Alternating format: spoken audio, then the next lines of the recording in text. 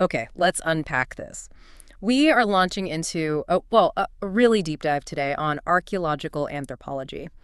And if you're picturing, just careful brushing in the dirt, well, think again.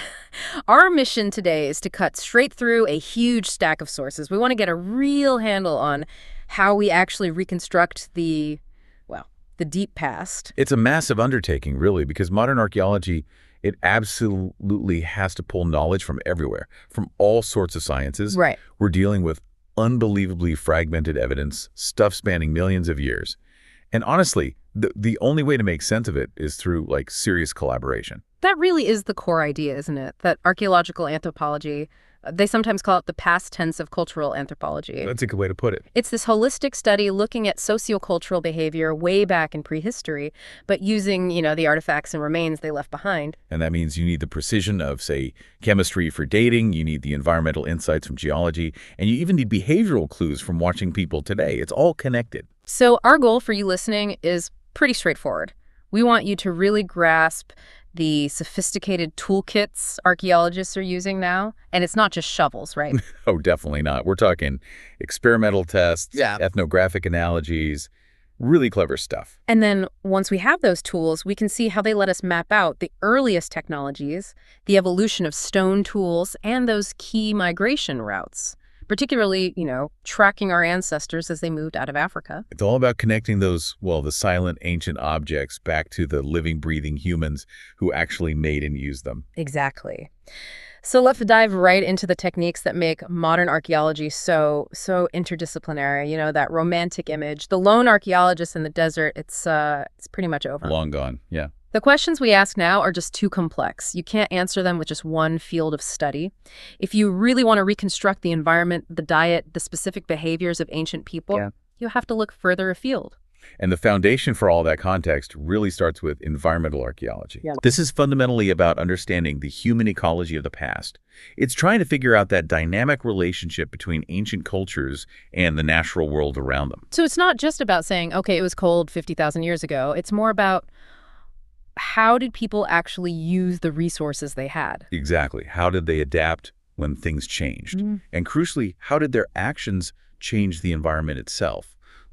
The long-term effects of early farming on soil development. That's a classic example. Right. And our sources, they break this massive field down, don't they, into two main subfields? They do, yeah. Makes it manageable. First up is geoarchaeology. This focuses squarely on the geographical environment. So think geology, topography, even pedology, that specialized study of soils. Precisely. It covers the big picture context. Geoarchaeologists might be tracking, say, global climate shifts or mapping out where people got their essential raw materials. Like where did they find that specific type of stone they needed for their tools or the right clay for pottery? Exactly that. And they also look at local features, river systems, maybe evidence of soil erosion caused by human activity, things like that. It sets the physical stage. Okay, so that's the physical stage. Then we shift to the living world with bioarchaeology. Right. Bioarchaeology studies the natural environment, the plants, the animals that lived alongside the people at a site. And this is often where you get the really specific, localized details. It also splits further. Into two more specialized areas. Yeah. Let's start with the animal side. Zooarchaeology. Okay. Zooarchaeology. Makes sense. Zooarchaeologists, they analyze animal remains, bones, teeth, shells, you name it. And from that, they can reconstruct past diets, figure out hunting strategies or maybe herding practices, and understand broader landscape changes too. And it's a fantastic climate proxy, isn't it? If you find remains of an animal that, only thrives in really cold conditions. Oh, absolutely. That tells you something concrete about the environment right there in that specific layer of Earth. Like finding woolly rhino or mammoth remains? Exactly. The presence of certain megafauna like that, it's an immediate signal. It points straight to a cold glacial period. It's direct evidence that helps us track those huge climate shifts over vast timescales, even without fancy instruments. Okay, so that covers the fauna. What about the flora, the plants? That sounds way harder to study. Plant stuff is so fragile. It is. It's incredibly challenging. Plant remains, they only survive under very specific conditions. They need to be rapidly dried out or charred in a fire, frozen solid, or maybe waterlogged in a bog. So preservation is key. Absolutely critical. Archaeobotanists are looking for what we call macro remains, bits of wood you can identify, or large seeds, nuts, that kind of thing. But often, the really detailed work relies on the Good microremains. stuff you can't see without a microscope. Exactly. We look for things like pollen grains, spores, but the real rock stars, the survivors, are phytoliths. Ah, phytoliths. I love this concept. They're basically microscopic bits of silica from plant cells, like tiny plant rocks. That's a perfect description. They're essentially indestructible. When a plant decays, these silica structures inside its cells, they just stay. They can last for millennia, long after everything else is gone. Wow. So what can they tell you? So much. By analyzing the types and shapes of phytoliths in a soil sample, archaeologists can get incredibly detailed evidence. They can reconstruct the regional vegetation history, figure out what crops might have been grown, and infer climatic conditions with amazing precision. It really shows how the smallest things can hold the biggest clues about an ancient ecosystem, doesn't it? It really does. Proof positive. Hmm. Hashtag 1.2 ethnoarchaeology. The living link. Okay, so microevidence like phytoliths gives us the environmental backdrop. But what about the behavior? The decisions people made, their social lives. How do we get at that? Sometimes you have to look away from the dirt, right? And look at living people. That brings us to ethnoarchaeology. And this is, for me, one of the most intellectually satisfying parts of the discipline. It bridges the past and present. How does it work, exactly? Ethnoarchaeology involves the direct observation, the fieldwork, studying living, non-industrial societies. The goal is to see how their specific material culture, the tools they make, the stuff they throw away, relates directly to the human behaviors that produced it. So you're watching modern behavior to understand ancient trash patterns, essentially. In a way, yes. It provides crucial context for interpreting the prehistoric record, which is, mostly just trash patterns when you get down to it.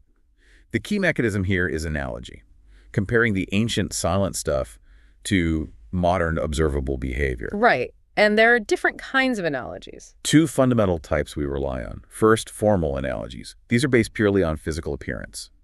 If an ancient artifact looks like a modern ethnographic tool in shape or construction, we might hypothesize they had a similar function. Like comparing the edge angle on an old stone scraper with one used today for processing hide. Exactly. Like comparing a Mousterian scraper's edge angle to a modern Western desert aboriginal scraper to suggest they were both used for, say, woodworking or hide processing. It's based on form follows function. But just looking similar isn't proof, is it? You need something stronger for a relational analogy. Absolutely. A relational analogy needs more evidence. It requires you to demonstrate, or at least argue strongly for, a direct sort of causal relationship between the ethnographic group you're studying and the archaeological culture you're digging up. How do you establish that link? Often, it uses the direct historical approach. You basically work backwards in time from a known living culture that have clear historical, geographical, or maybe even genetic ties to the archaeological culture you're investigating. Okay, let's talk about some classic studies. John Yellen's work with the Kungsan of the Kalahari seems fundamental for understanding campsites. Oh, Yellen's work was groundbreaking. He meticulously mapped how the Kungsan arranged their camps, where they dropped their refuse where activities happen. And what was the big insight? The core finding was totally counterintuitive at the time. He found that the big communal activities, things like meat distribution, storytelling, dancing, they often happened in these large, open, central spaces within the camp. And crucially, these activities left minimal material traces, almost nothing. Ah, so the most important social stuff might be invisible archaeologically. Precisely. What did survive, what archaeologists would typically find, were the dense little scatters of debris, charcoal, nutshells around the individual family hearths, usually located on the periphery of that central space. So finding an empty space in the middle of an excavated site doesn't mean it was unused. Exactly. It could mean it was the hub of communal life, just activity that didn't leave durable trash. It's a huge lesson in interpreting negative evidence, what isn't there. And then there's Louis Binford's work. His study of the Nonomia Eskimo caribou hunters is another cornerstone. Binford's work was hugely influential. He wanted to forge a direct link between hunting strategies, butchery practices, how they consume the animals, and the specific material patterns, the bones, the tools left behind at different locations. What did he find? Did it create a simple map for interpreting sites? Well, yes and no. It provided incredibly valuable models, but also a layer of caution.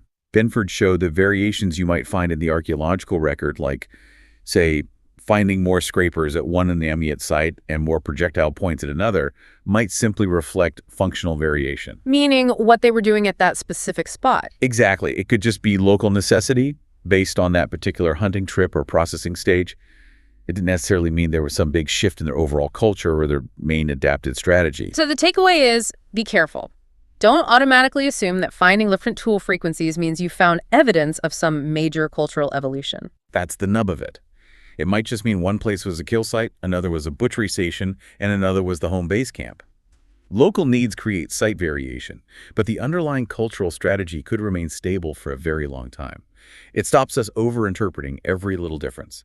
Hashtag 1.3 experimental archaeology, replication and testing. Okay, so observation helps interpret patterns, but the ultimate test of understanding how they did things, well, that's trying to do it yourself, right?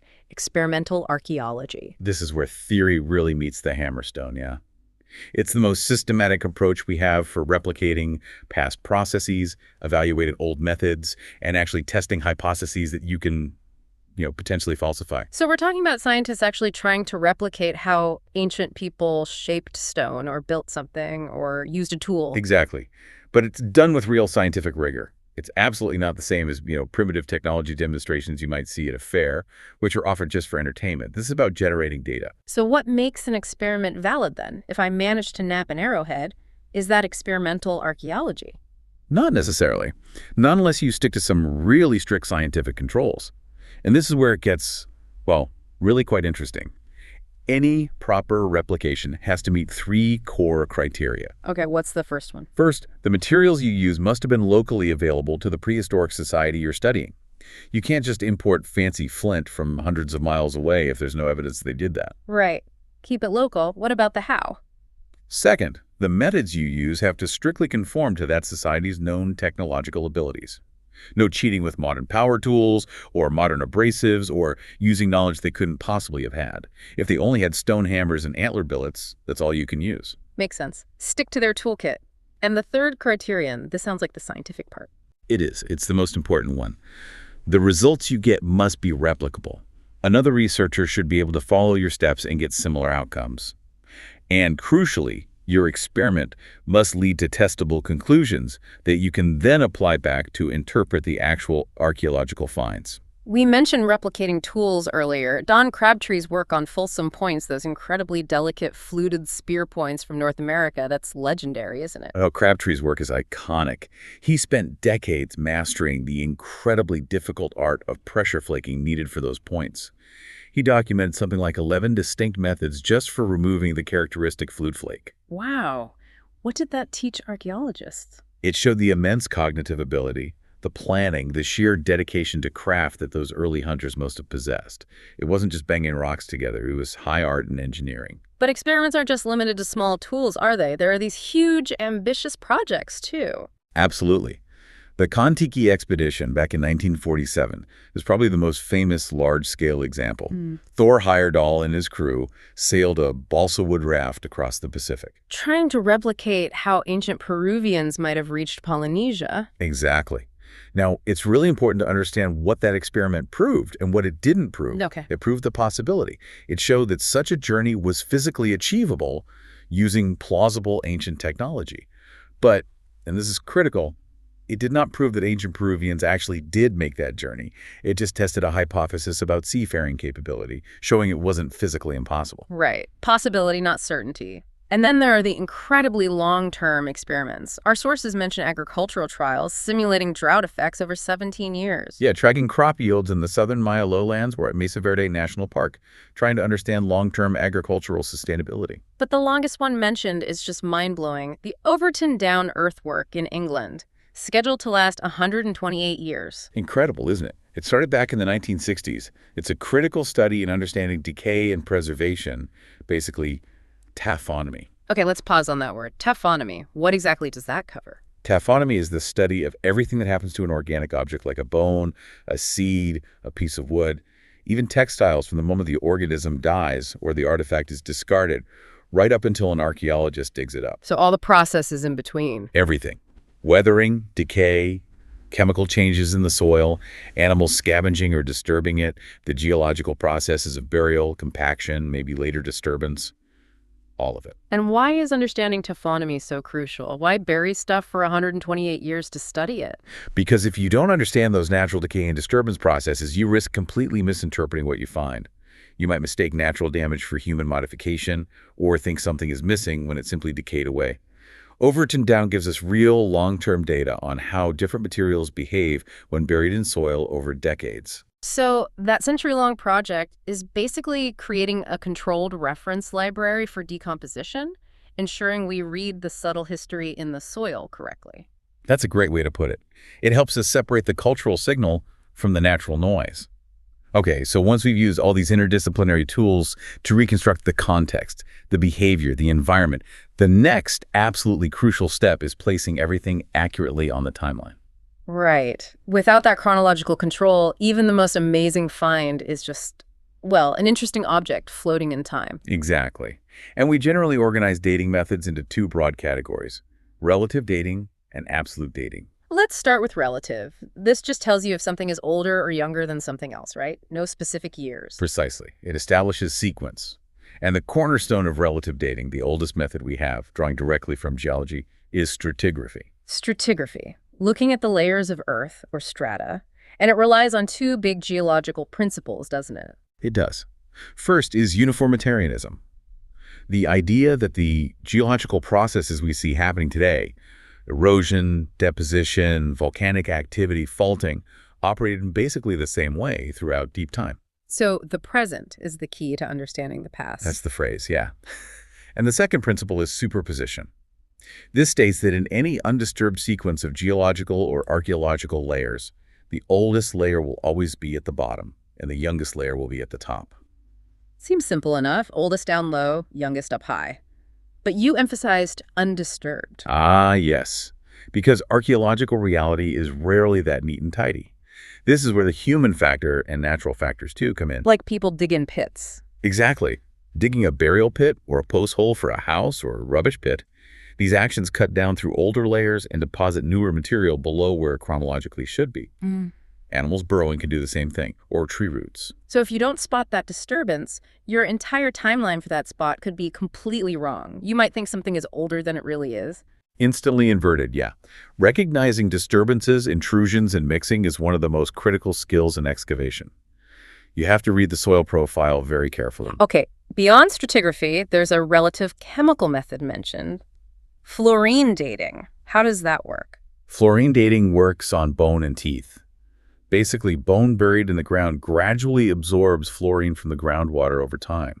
So in theory, the longer something has been buried, the more fluorine it will have absorbed. But you can't use it to get an actual date in years, can you? Because fluorine levels in groundwater vary so much from place to place. Exactly right. Fluorine concentration is highly variable globally.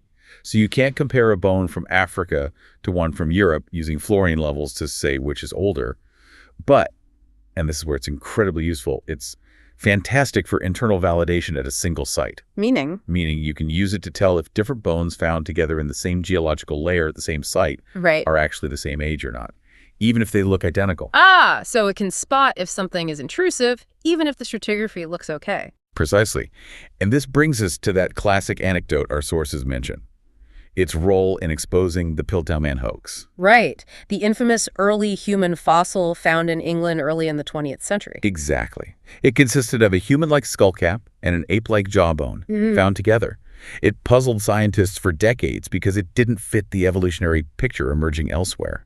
So how did fluorine dating help unravel it? Well, eventually in the 1950s, scientists applied a battery of tests, including fluorine dating. They compared the fluorine levels in the Piltdown skull and jaw with genuinely ancient fossil animal bones found in the same gravel deposit. And the skull and jaw had significantly lower fluorine levels than the authentic fossils. Meaning they hadn't been buried for nearly as long. They were much younger. Much younger. It proved they didn't belong together chronologically, and certainly weren't as old as the deposit itself. Further tests confirmed it was a deliberate forgery, a medieval human skull cap combined with a modern orangutan jaw, stained to look ancient.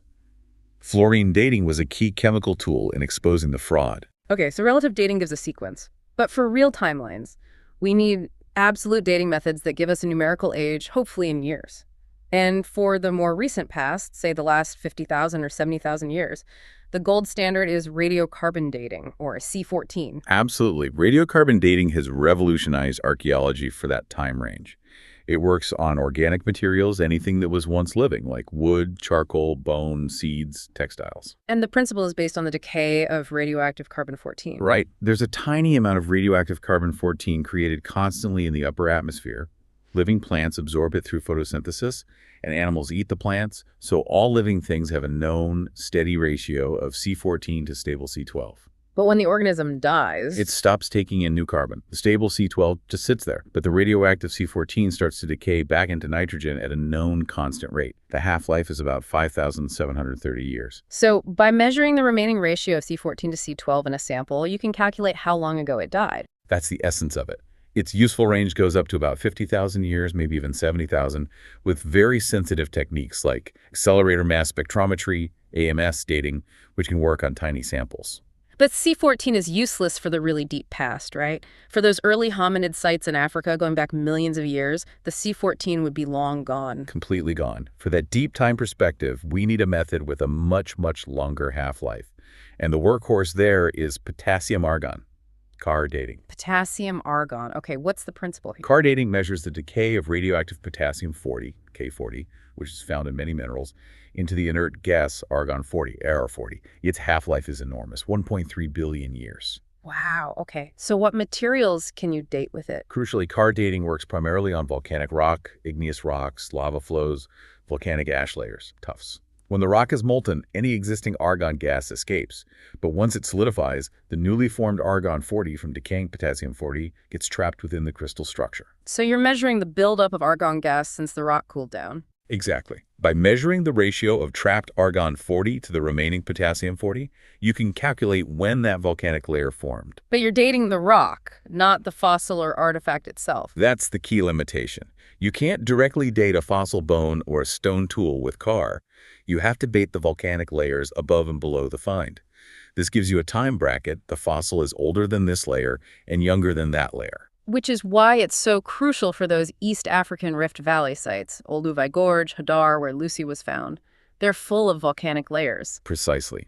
Those sites are within geologically active rift systems with lots of volcanic activity, providing datable layers interleaved with the fossil-bearing sediments. CAR dating was fundamental to establishing the great antiquity of human origins there. But what happens if you find a really important early site, but it's not in a volcanic area? Can CAR help then? That's the major drawback.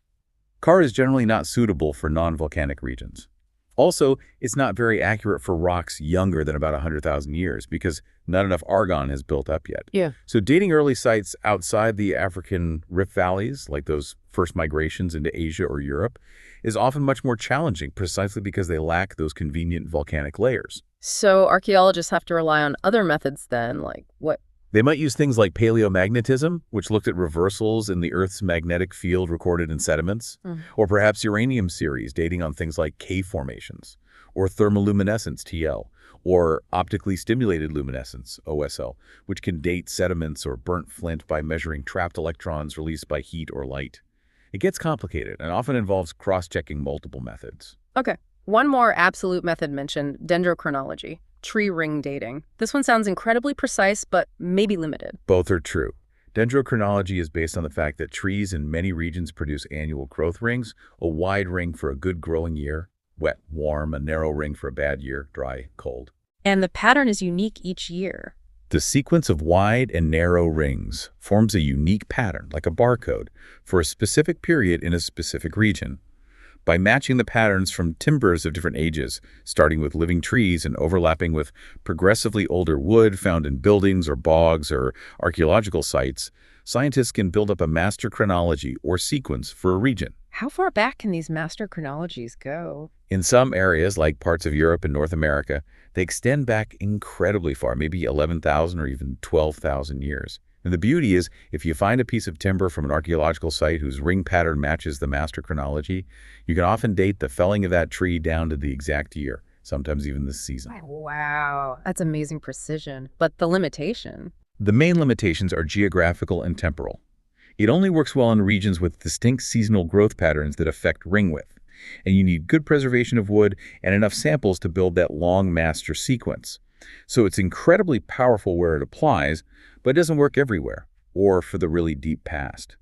Hashtag tag tag 2.2 reconstructing past environments, climate proxies. Okay, so we've placed the site in time, but we also need to know what that time felt like. What was the climate, the landscape? Since we only have direct weather records going back maybe 2 centuries. We rely almost entirely on indirect measures or proxies for reconstructing past environments deep into the past. Proxies. Okay, what are some key examples? Our sources mention cave formations. Yes, speleotoms. Those are the stalactites hanging from the ceiling and stalagmites growing from the floor in caves. How can a lump of rock in a cave tell you about the climate outside? It's quite clever.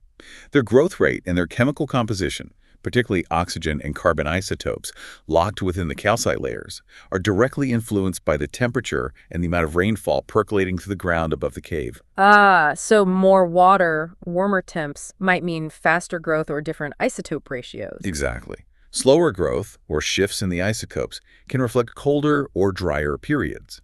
So, by analyzing the layers within a speleothem, scientists can reconstruct a detailed, localized record of temperature and rainfall changes over potentially thousands of years. Okay, that's local. What about the bigger picture globally? For the global picture, the frozen archives are invaluable. Ice core records drilled from the massive ice sheets in Greenland and Antarctica. How do they work? As snow falls each year and gets compressed into ice, it traps tiny bubbles of the atmosphere at that time. It also traps dust, volcanic ash, and chemical isotopes, like oxygen-18, whose ratio tells us about past temperatures. So drilling down is like drilling back in time. Precisely. By analyzing the composition of the ice layers and the trapped air bubbles, scientists can reconstruct past atmospheric composition, like CO2 levels, track major volcanic eruptions that threw dust worldwide, measure past snowfall accumulation, and determine hemisphere-wide temperature fluctuations going back hundreds of thousands of years. Amazing. What about sediments? Can they hold climate clues too? Yes, particularly varved sediments. These are found at the bottom of glacial lakes or some deep ocean basins. They consist of distinct annual layers, or varves. Annual layers? How? Typically, you get a thicker, coarser layer deposited during the summer melt season when more sediment washes in, and a thinner, finer layer deposited during the winter when the lake surface might be frozen and less material comes in. So counting the pairs gives you years, and the thickness tells you about the summer melt. Essentially, yes. The sequence provides a direct chronological record, and variations in the thickness and composition of the varves can reflect changes in summer temperature, glacial melting rates, and runoff. Okay, and let's circle back quickly to the biological proxies. Once we have a date, what can the plants and animals reinforce about the climate? Well, as we mentioned, faunal evidence, like finding lots of cold-adapted animals like woolly mammoths or reindeer, strongly confirms that a dated layer belongs to a glacial period. But for really high-resolution, local environmental detail, microbotanical evidence is often key. Back to the tiny invisible stuff again. Back to the tiny stuff. Pollen grains are classic. Different plants produce different pollen shapes, allowing reconstruction of past vegetation communities. Diatoms, which are microscopic algae with silica shells found in water bodies, are great indicators of water quality, salinity, and temperature. And those amazing phytoliths again. Phytoliths, yes, because different plant groups produce distinct phytolith shapes. Analyzing them in soils can tell you about the types of vegetation present: forests, grasslands, specific crops, and by inference, the climate conditions. Lots of grass phytoliths suggest open, possibly drier conditions. So, by combining the dating methods with all these different climate proxies, geological, chemical, biological, distas, you can build a really rich, detailed picture of the world ancient people lived in. That's the goal, a dynamic picture of the past landscape and climate. Okay, so if dating gives us the when and proxies give us the where and what it was like, the stone tools themselves, they tell us the how. They're like the chapters in the story of human ingenuity. They really are. And what's fascinating is you trace the evolution of stone tool technology over literally millions of years is how it seems to mirror the development of human cognitive abilities. You go from just realizing that hitting rocks makes sharp bits to incredibly complex planned sequences. Exactly. From simple intent, that almost accidental discovery of percussion, to intricate design that requires real forethought, abstract thinking, and incredible manual skill. Hashtag 3.1 Paleolithic technology, the ages of striking. We start way back in the lower Paleolithic. This covers the earliest tool industries, Mode 1 and Mode 2 technologies.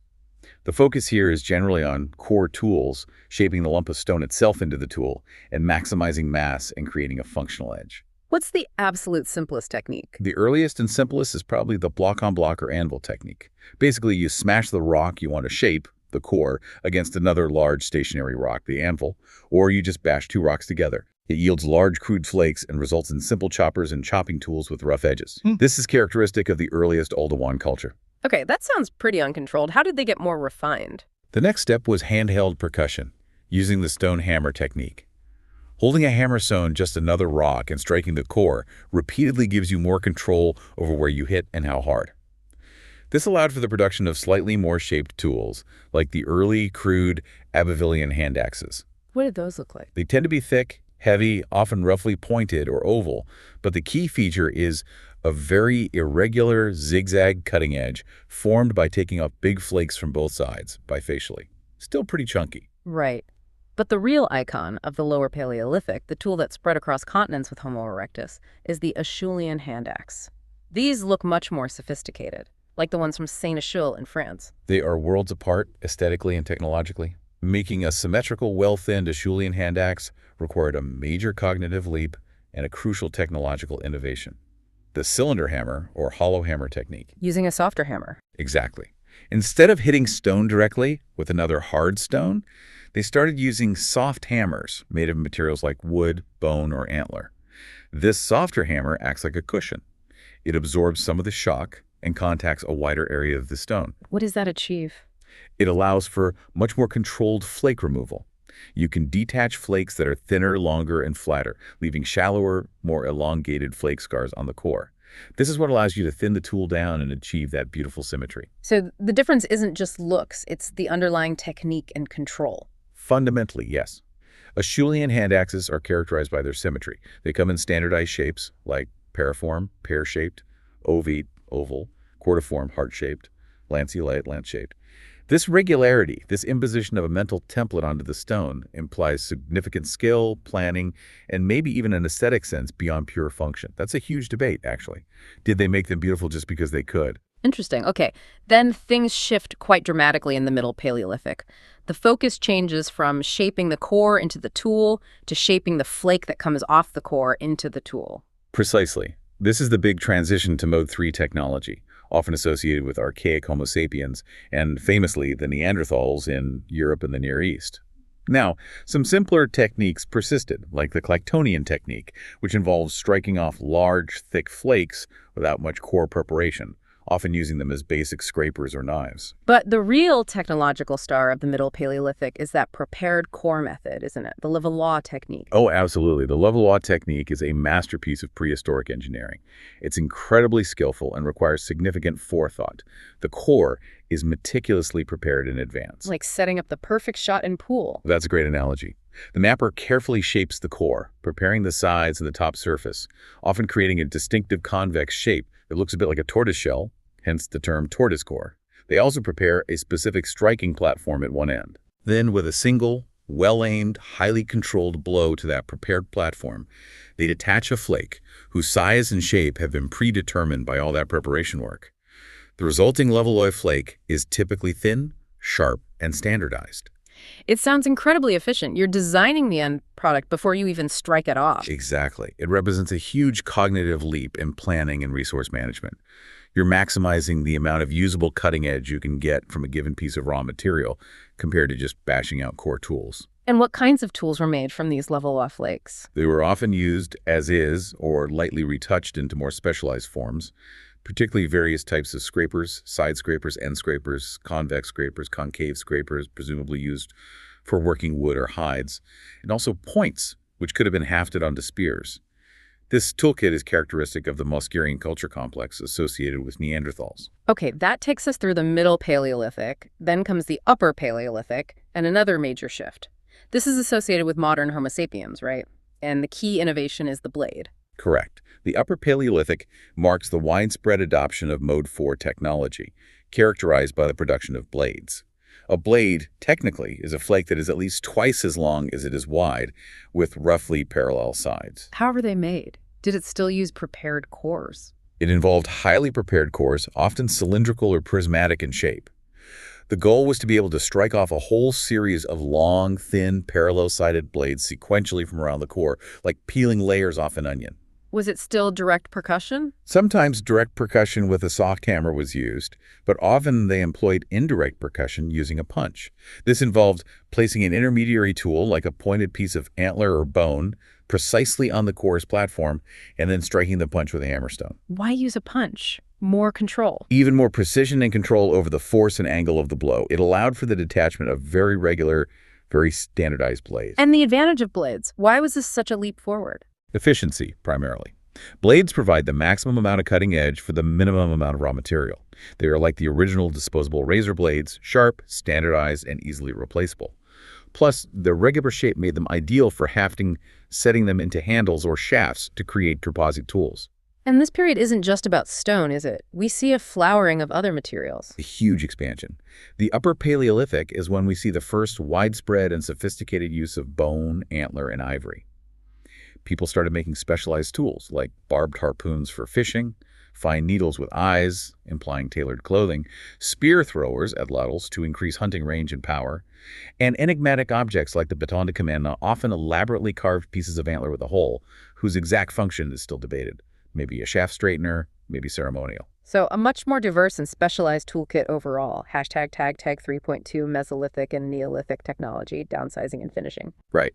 Then, as the last ice age ended around 10,000 BCE and the climate warmed up, entering the Holocene epoch, human adaptation shifted again, leading into the Mesolithic period. The environment changed, forests spread, large ice age megafauna disappeared, replaced by smaller, faster animals. And the technology adapted. The tools got smaller. Dramatically smaller. The hallmark of the Mesolithic is the microlith. This required mastering techniques like pressure flaking and fluting. Pressure flaking. Not hitting anymore. Instead of striking, you apply steady, focused pressure using a pointed tool, like an antler tine, to detach tiny, precise flakes. This allows for incredible control in shaping very small artifacts. Fluting is a specialized type of pressure flaking to remove long channel-like flakes. And the result was these tiny tools, microliths. What are they used for? They seem too small to be useful on their own. You're absolutely right. Microliths weren't typically used individually. They were components designed to be fitted into slots cut into bone, antler, or wooden handles and shafts, and glued in place with resin or bitumen. Ah, so creating composite tools. Exactly. They made things like barbed harpoons or arrows by setting sharp microlithic points and barbs along a shaft, or creating serrated edges for knives or sickles by lining up geometric microliths, tiny triangles, lunates, crescents, trapezes, end to end. This was a very flexible technology, adaptable to hunting the faster game found in the new post-glacial forests. Okay, so Mesolithic is about miniaturization and composite tools. Then comes the biggest shift of all, the Neolithic Revolution. Agriculture, settled life. How did the stone tools change then? The Neolithic brought a fundamentally new approach to stone tool technology, driven by the needs of farming and forest clearance. The defining technique became grinding and polishing. So moving away from sharp flaked edges. Yes. For certain types of tools, particularly heavy-duty woodworking tools like axes and adzes, call them celts collectively. While flaking was still used for initial shaping, the final form and edge were created through a laborious process of pecking, grinding, and polishing. Using a hard hammerstone to literally peck away at the rough edges left by flaking, sort of bruising and crumbling the surface to get the basic shape smoother. And then grinding. Then grinding the tool against an abrasive stone, like sandstone, often using sand and water as an abrasive slurry. This slowly wore down the high spots, creating a smooth, even surface. Finally, polishing with finer abrasives could create an almost mirror-like finish. That sounds incredibly time-consuming compared to just flaking an axe. Why bother? Durability. A ground and polished stone axe is much tougher and more resistant to fracturing than a flaked axe. When you're chopping down trees to clear land for fields or shaping timber for houses tasks central to Neolithic life, you need a tool that won't shatter easily. The polished celt was essential technology for the agricultural revolution. We also see specialized grinding stones like querns and molars appearing, specifically for processing cultivated grains. Hashtag 3.3 ceramic technology, the dawn of potting. And the Neolithic wasn't just about stone. It also marks the invention of the first truly synthetic material created by humans, ceramic technology or pottery. That's right. While there are a few disputed earlier examples, Widespread pottery production really takes off in the Neolithic, closely linked to the new settled lifestyle and the need for storage containers for agricultural surplus, cooking vessels, etc. It then flourishes dramatically in the subsequent Chalcolithic or Copper Age. How is early pottery made? No potter's wheels yet. Generally, no. Yeah. The earliest pottery was universally handmade. Several techniques were used. One common method was coil building, where you roll out long snakes or coils of clay and stack them up, pinching and smoothing them together to build the vessel walls. Another was using molds, perhaps pressing clay inside a basket or gourd to get the basic shape. The potter's wheel came later. Yes, the wheel-made technique, using a spinning wheel to throw the pot, allows for much faster production and more standardized shapes. It becomes widespread later, often coinciding with increased craft specialization. What are the really crucial steps in making pottery that actually works, that doesn't just crack or crumble when you use it? There are several key stages. First is clay preparation. Raw clay dug straight from the ground is often too plastic or sticky, and it shrinks a lot when it dries and is fired, which causes cracking. So you have to add something to it. Exactly. You need to add tempering material, or temper. This is a non-plastic substance mixed into the clay, things like sand, crushed rock, grit, crushed shells, chopped grass or straw, or even crushed fragments of old pottery, grog. What does the temper do? It reduces the clay's stickiness, makes it easier to work with, and crucially, it reduces shrinkage during drying and firing, preventing cracks. It creates internal spaces that allow moisture and gases to escape more evenly. Choosing the right temper for the clay type is vital. Okay, so you've prepared the clay, then you shape the pot. What about finishing the surface? Surface treatment is next. This can improve both function and appearance. A common technique is burnishing, rubbing the surface of the pot when it's leather hard, partially dried, with a smooth stone or bone tool. This compacts the surface clays and creates a nice glossy sheen, and also helps make the pot less porous. What about adding color or sealing it? That's often done by applying a slip. A slip is basically a very watery suspension of fine clay, often with added color pigments, like iron oxides for reds and yellows. You paint or dip the pot in the slip before firing. It adds color and can further help seal the pores of the fired clay. And then the final critical stage, firing.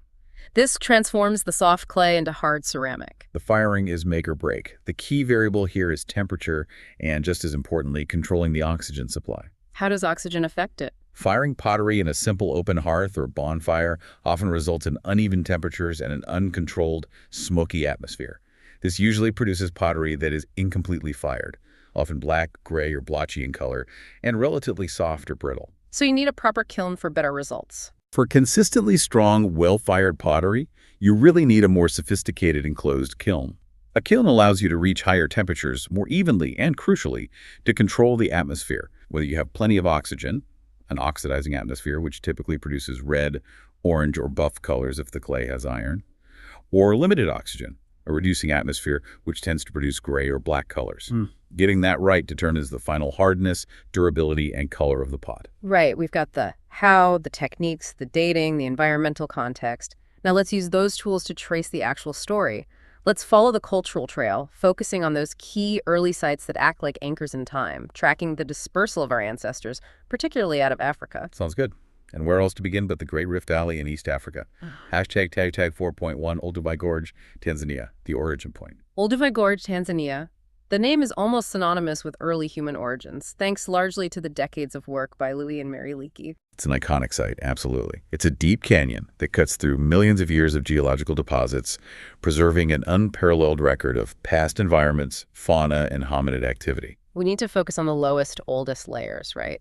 Bed Eye. Yes, Bed Eye is the critical starting point. It's the lowest major geological unit in the gorge, and potassium-argon dating places it between about 1.85 and 1.7 million years ago, MYA.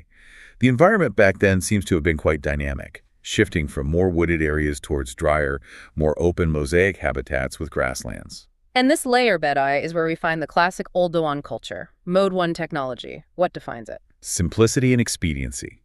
The Oldowan toolkit is characterized by very basic pebble tools made using that direct percussion block-on-block technique we talked about. So choppers and chopping tools. Choppers, chopping tools, discoids, polyhedrons, spheroids, basically lumps of stone, often river cobbles, that have had a few flakes knocked off one or both sides to create a rough cutting, scraping, or pounding edge. Mary Leakey developed a detailed classification, separating them into heavy-duty tools, like the choppers, light-duty tools, the flakes that were struck off, which were probably used as sharp cutting implements, and utilized pieces, bits of stone showing wear from use. Simple, but effective for over 1 million years. Who is making them? The primary hominid associated with the Oldowan tools in Bedouin is Homo habilis, literally handyman, named precisely because he was found with these tools. They coexisted at Olduvai with other earlier hominins, like robust Australopithecines, Paranthropus boisei. And the really mind-boggling thing about the older one, its longevity. It's staggering. The basic Oldowan technology persists in the archaeological record, with only minor variations for roughly 1 million years. It's not until you get into the upper parts of the next layer, Bed 2 at Olduvai, that you see the clear emergence of the more sophisticated Acheulean technology, hand axes, around 1.6 to 1.5 MYA. That incredible duration of technological stability is something profound to think about. Hashtag 4.2, the Eurasian corridor, Ubediyya and Dmanisi. Okay, so Oldowan originates in Africa around 1.8 MYA, but humans didn't stay put. The trail leads out into Eurasia. Our sources point to two really critical early sites for understanding this first major dispersal. First, Ubediyya in Israel. Ubediyya is key. It's located in the central Jordan Valley, which formed part of a major potential migration corridor out of Africa. The site dates back to around 1.4 MYA. And what does the site itself tell us? The geology. The geology is interesting. It shows layers of lake deposits, limnic, alternating with stream deposits, fluviatal. This tells us it was a dynamic, well-watered landscape near a lake, changing over time, an attractive place for early hominins. And the tools found there, what culture? The culture is classified as IVO, the Israel variant of Oldowan. The tool assemblage consists mainly of chopping tools, polyhedrons, spheroids, very similar in character to the African Oldowan, quite homogeneous. So its significance is? It confirms a very early presence of hominins outside of Africa, using that same basic Oldowan toolkit. It acts as a crucial stepping stone, demonstrating that Homo erectus, or a related species, had successfully migrated into Asia by at least 1.4 million years ago, carrying Mode 1 technology with them. Okay, that's the Levant corridor. But pushing further north, and even earlier in time, we have the truly remarkable site of Dmanisi in Georgia. Dmanisi is extraordinary. It sits right at the crossroads of Europe and Asia, and the dates are astonishingly early. Potassium-argon dating places the hominin levels between about 1.85 and 1.7 million years ago. Wait, 1.85 to 1.7 Ma. That's basically the same time as Olduvai bedtide in Africa. Exactly. That's what blew everyone away. It meant hominins were already established way up in Georgia at the gates of Europe, almost as early as our earliest evidence back in East Africa. And who are these pioneers? Were they the big-brained Homo erectus we expected? That was the second major surprise from Dmanisi. The hominin remains found there, and there are several skulls and other bones, representing multiple individuals belonging to an early form of Homo erectus, sometimes called Homo ergaster or even a distinct species, Homo georgicus. But they were physically quite different from later erectus. How so? They were generally smaller in stature, and most importantly, their brains were surprisingly small. The cranial capacities range from only about 500 cubic centimeters up to maybe 775 cc. That is small, much smaller than later Homo erectus. What did that finding challenge? It fundamentally challenged the long-held idea that you needed a large brain, say over 900 cc, and the more complex Acheulean tool technology to successfully migrate out of Africa and survive in new, perhaps harsher Eurasian environments. Dmanisi proved that wasn't true. So these were small-bodied, small-brained hominins who made the first major trek out of Africa. It seems so. Pioneers with relatively simple tools. And what were their tools like? Still old one. Yes, the tools found with the Dmanisi fossils are clearly Oldowan type, Mode 1. Simple cores, choppers, and sharp flakes, made mostly from locally available volcanic rocks like tuff, andesite, and basalt. No hand axes. And was it just a brief stopover, or did they stay? The evidence suggests sustained occupation. The layers indicate hominins were living there repeatedly over a period of perhaps 80,000 years. This wasn't just a quick excursion. It was a successful, long-term adaptation to a new temperate environment, using only that basic Oldowan toolkit they brought with them from Africa.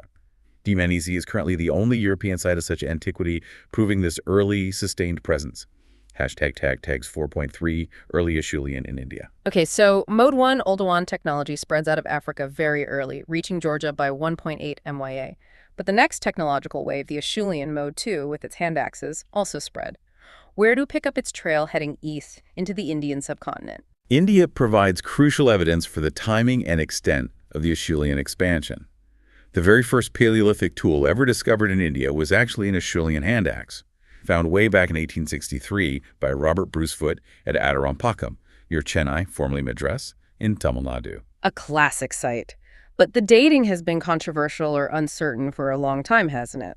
It has, but recent reinvestigations using newer dating techniques have radically changed our understanding of Adirondackam's age. What technique did they use and what did it show? They used a method called cosmic ray exposure dating, specifically measuring isotopes like beryllium-10 and aluminum-26 in quartz grains within the sediment layers containing the tools. This was the first time this high-precision technique was applied to an Acheulean site in India, and the results were stunning. How old? They dated the Acheulean horizon at Adirondackam, the layer containing numerous sophisticated hand axes and cleavers, to 1.51 plus minus 0.07 million years ago. 1.5 million years ago. That's incredibly early for Acheulean outside of Africa. It is. It pushes the date for Acheulean technology in India back significantly, making it potentially only a couple 100,000 years younger than its earliest appearances back in Africa, around 1.76 MYA. It suggests a surprisingly rapid dispersal of this more advanced technology across the continent. Wow. So Homo erectus carrying Acheulean tools might have reached India much earlier than we previously thought. Does the site show continued occupation? Yes. Adirondackam has a very long sequence, showing continuous occupation from this early Acheulean period right through into the Middle Paleolithic, demonstrating long-term adaptation in the region. Are there other important early Acheulean sites in India confirming this? Definitely. Another key site mentioned in our sources is Izampur, located in the Hunsgi Valley of Karnataka in southern India. What's significant about Izampur? Izampur provides slightly later, but still very old, dates for an early Acheulean culture, bracketed between about 1.2 and 0.7 million years ago. The main raw material used for tools there was local limestone. Did they just find tools scattered around? No, Izampur gave us more context. Excavations identified at least 7 distinct chipping clusters or workshops located close together. This concentration of manufacturing debris, along with evidence for quarrying the limestone nearby, strongly suggests that Izampur functioned as a genuine home base or central place locality. Meaning people were living there repeatedly, making tools, likely processing food, using the nearby water sources, not just passing through. Exactly. It confirms a pattern of established, more sedentary settlement, at least seasonally, associated with the Acheulean tradition in India by this time, strategically located near vital resources. Okay, so we've traced the deep Paleolithic story. To complete the picture, especially focusing on the later sequence, often emphasized in the Indian context by our sources, we need to quickly bridge the gap through the subsequent major cultural transformations. Hashtag 5.1 Mesolithic and Neolithic transformation. Right. After the Paleolithic, as the planet warmed, dramatically moving out of the last ice age into the Holocene epoch starting around 10,000 BCE, we enter the Mesolithic period. In India, this is broadly dated from about 8,000 to 6,000 BCE. This was the era of highly specialized hunter-gatherer fishers. They were adapting fully to the changed environment, the new forests, different animal species, and their technology reflects this complete adaptation. This is where those tiny tools, the microliths, really take over. Absolutely. The Mesolithic toolkit across India, and indeed many parts of the Old World, is defined by the prevalence of microlithic technology. Those tiny geometric and non-geometric blades and points designed for composite tools, arrows, sickles, knives, perfectly suited for hunting smaller game and exploiting new plant resources. Then, following the Mesolithic, comes arguably the most profound transformation in human history, the Neolithic Revolution. A truly revolutionary period. This marks the shift from foraging to food production, the beginnings of agriculture, cultivating plants, and domestication, managing animals. This allowed for and necessitated a more settled way of life. And this shift brought new technologies. Definitely. We see the widespread adoption of those polished stone tools, celts, that we discussed, essential for woodworking and forest clearance. We see the first significant production of handmade pottery, vital for storing grain and liquids. And perhaps most importantly, we see the shift from temporary nomadic camps to the establishment of permanent settled villages. And is there a key site in the Indian subcontinent that exemplifies this transition to settled village life? Mehrgarh, located in the Kachi Plain of Balochistan in modern Pakistan, is the classic example. Excavations there revealed evidence of some of the earliest settled agricultural communities in the entire subcontinent, with occupations dating back as early as 7,000 BCE. It shows that transition from hunting and gathering towards dependence on domesticated wheat, barley, and animals like cattle, sheep, and goats living in mud brick houses. Hashtag 5.2, the age of metals. Chalcolithic to iron. Okay, so Neolithic establishes settled agricultural life. What comes next? We start seeing metal appear. Yes, the next stage is the Chalcolithic, literally the Copperstone Age. This is a transitional period where people began using copper, the first metal to be widely exploited, alongside their traditional stone tool technology. Stone tools didn't just disappear overnight. What characterizes Chalcolithic cultures, say in India, examples like Malwa or Jorwi cultures? These cultures, found mainly in central and western India, represent well-established farming communities. Their economy was based primarily on agriculture, wheat, barley, lentils, etc., and stock raising, cattle, sheep, goat. They typically lived in rectangular or circular houses made of wattle and daub, mud plastered over a wooden frame. And significantly, wheel-made pottery becomes much more common and proliferates, suggesting increased craft specialization. They also produced copper tools like axes, chisels, and beads, although stone tools remained important. But copper is relatively soft. The real technological game changer was the next metal, wasn't it? The Iron Age. Absolutely. The advent of iron technology had a massive impact. Iron is much harder than copper or bronze, and crucially, its ores are far more widely distributed. The ability to make strong, affordable iron tools that really accelerated things. How so? What did iron enable? Primarily, it allowed for the efficient clearing of dense forests, especially the thick jungles covering the vast, fertile Ganga plains in North India, which had been largely inaccessible before. Iron axes could fell trees, and iron plowshares could break the heavy soil much more effectively than wood or stone. And this agricultural expansion in the Ganga Valley led directly to major social and political changes, the second urbanization of India. Directly. In North India, the Iron Age, starting roughly around 1000 BCE or slightly earlier, is strongly associated with specific distinctive pottery types. First, the painted grayware, PGW culture, and later the very fine, glossy, high-status northern black polished ware, NBPW. This period saw a boom in agricultural surplus, population growth, trade, and the emergence of towns and cities. And this culminates in... This leads to the rise of large territorial states, known as the Mahajanapadas, by the 6th century BCE, and ultimately the consolidation of power under the first great Indian empire, the Magadhan Empire. Iron was the technological bedrock of this second wave of urbanization. Okay, that's the trajectory in North India, iron fuels, urbanization, and empire.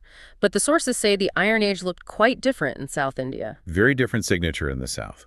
While iron technology also arrived around the same time, roughly the 1000 BCE, the most prominent archaeological feature of the South Indian Iron Age is not cities, but the widespread presence of megalithic cultures. Megalithic meaning large stone. These are burial monuments. Predominantly, yes. Dating roughly from 1000 BCE down to maybe the 1st century BCE or CE. These cultures are defined by their practice of constructing monuments using large stones, megas, large lithos in stone, primarily associated with burials or commemorative functions. What kinds of structures are we talking about? Are they all the same? Oh no, there's huge variety across South India.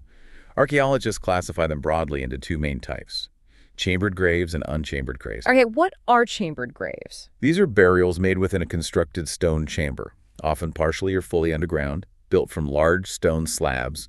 Classic examples include the cyst burials, which are essentially stone boxes. Some cysts have a distinctive circular opening or porthole in one of the slabs, hence porthole cyst. The purpose of the hole is debated, maybe for secondary burials or offerings. Another type is the topical or umbrella stone, a large mushroom-shaped capstone placed over a burial pit. And the unchambered graves. These are burials without such elaborate stone chambers. They include simple pit burials, sometimes marked by a circle of stones on the surface. And perhaps the most visually striking are the menhirs, from Breton words meaning long stone, large single-standing stones erected upright, often near a burial site, probably serving as memorials or markers. In Tamil Nadu, these are often called nadukal. And what do we find inside these megalithic burials? Just bones? No, they often contain a characteristic suite of grave goods. Typically, distinctive black and red ware pottery, various iron objects, tools like axes, knives, sickles, and weapons like daggers, swords, spearheads, arrowheads, beads of semi-precious stones, sometimes copper or bronze items, and occasionally even gold ornaments.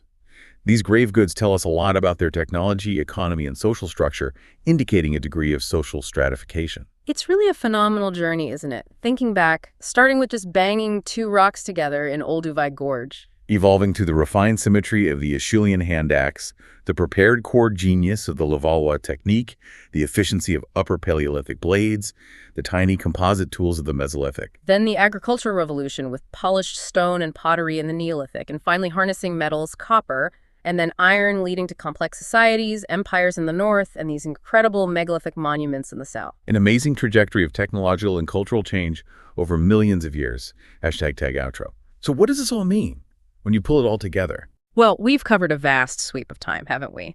Millions of years of human cultural evolution. And the key takeaway, I think, is how we even know any of this. It's all reconstructed from incredibly fragmented evidence. Absolutely. And none of it would be possible without that intensely interdisciplinary approach we started with. You need the potassium-argon dating from the geologists to anchor the timeline. You need the zooarchaeologists and archaeobotanists finding clues and bones and, yes, those amazing phytoliths to reconstruct the environment. You need the ethnoarchaeologists learning from living cultures like the Kongsan to help interpret the subtle patterns in ancient campsites. And the experimental archaeologists painstakingly replicating techniques to understand the how. It's a massive collaborative effort. It truly is. Reconstructing the deep past, it's fundamentally an exercise in, well, maybe radical scientific humility. You have to use every single tool available to try and make sense of these faint echoes from vast, vast timescales. But here's that final provocative thought we wanted to leave you with. Think back to the very beginning. That earliest documented human culture, the older one, choppers, cores, simple percussion. Right. And remember its duration. It lasted for approximately 1 million years with incredibly minimal technological change. 1,000 millennia defined largely by the same basic toolkit. Now, contrast that staggering timescale, that stability, with the pace of technological and social change just in the last 100 years. From, say, the Ford Model T to generative AI in basically a single human lifetime. It's almost incomprehensible, the difference in rate. So the question to mull over is, what allowed that immense duration for the old one? What forces was just profound environmental stability? Was there a cognitive ceiling for Homo habilis and early Homo erectus? Or was it simply that those basic tools were perfectly adequate, perfectly sufficient for their needs for an unimaginably long time? Why change if it works? A really profound question about what drives innovation and what defines progress in the long run. Something for you to think about. And maybe consider what aspects of our own culture today, the things we take completely for granted, might look utterly baffling or surprisingly static to an archaeologist digging us up 1,000 or maybe even 1,000,000 years from now. Thank you for diving deep with us today.